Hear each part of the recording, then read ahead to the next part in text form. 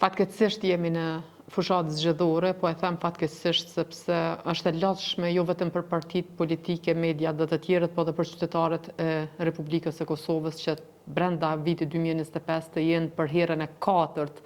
në një proces zgjedhor. Kjo është përfundimisht për shkak të lëvizjes vetëvendosje, partia e cila fitoi shumicën e votave, do më thanë doli e para, mirë, por nuk që në gjendje asësi që të kryoj një shumicë në kuvend për t'i dhanë vendit institucionet. Andaj, me të vërtet, ne konsiderojmë që qytetarët e Republikës së Kosovës me datën 28 dhjetor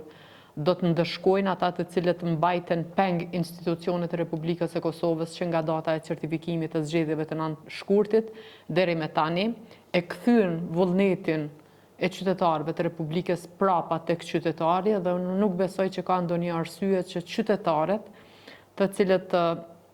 racionalisht reflektojnë dhe mendojnë të japin vot prap tek ata të cilët nuk ishin të përgjegjshëm me besimin që qytetarët u dhanë. Andaj po, e them me besim të plot që Lidhja Demokratike e Kosovës ka një listë jashtëzakonisht të mirë, kemi një program të cilin e kemi përpunuar, pasqka se gati asnjë projekt nuk është implementuar gjatë kësaj periudhe dhe kemi mundur thjesht dhe më thanë të konkurojmë me programin e njëjtë, megjithatë e kemi përpunuar dhe ka elemente të reja,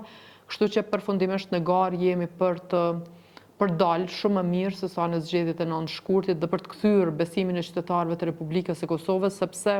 vendi ka nevojë për stabilitet, ka nevojë për stabilitet institucional para së gjithash. Ne jemi pa qeveri, ju e dini që qeveria është jo legjitime, ka dhe një vendim të Gjykatës Supreme i cili nuk po zbatohet.